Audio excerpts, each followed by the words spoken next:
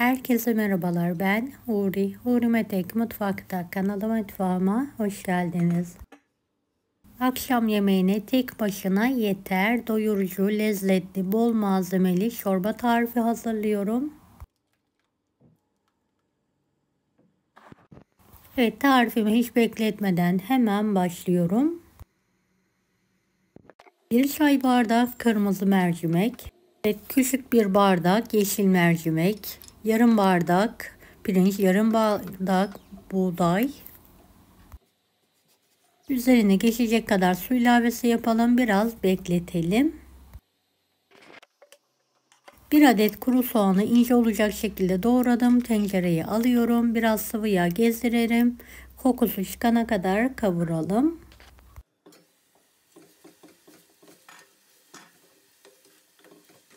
Soğanı kokusu çıkana kadar kavurma işlemine devam edelim.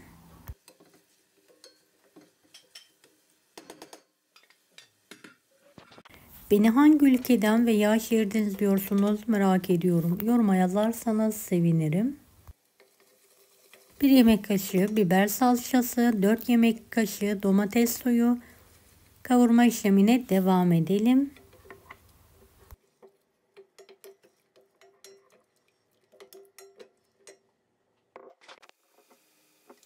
Evet, üzerine yıkadığım bakliyatları ekliyorum. 1-2 dakika birlikte kavuruyorum.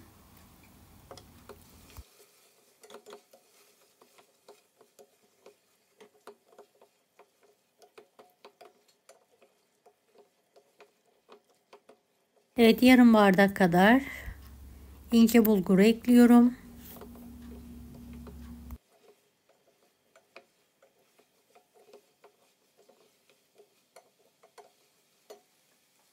Üzerine geçecek kadar su ilavesi yapalım. Et veya tavuk suyu da kullanabilirsiniz.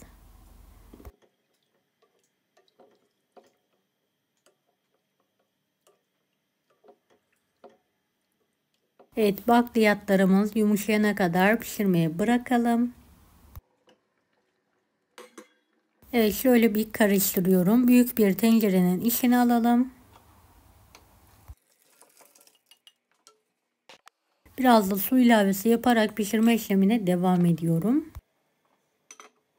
Gördüğünüz gibi fokur fokur kaynadı. Piştikten sonra yarım bardakta arpa şehriye ekliyorum.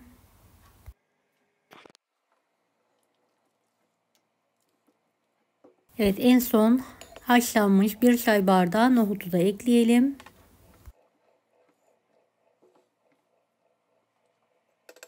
Tuzunu ve baharatlarını ekleyelim. 2 tatlı kaşığı tuz, 2 tatlı kaşığı kuru nane, biraz karabiber ve acı pul biber, çok az da kimyon kullandım. Karıştırıyorum.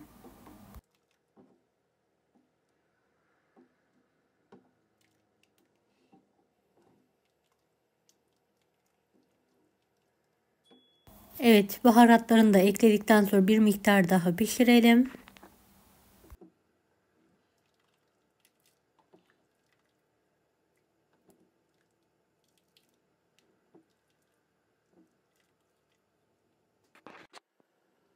Bol taneli, gerçekten çok lezzetli oluyor. Mutlaka bu çorbayı deneyin. Evet, artık altını kapatıyorum en son karıştırdıktan sonra.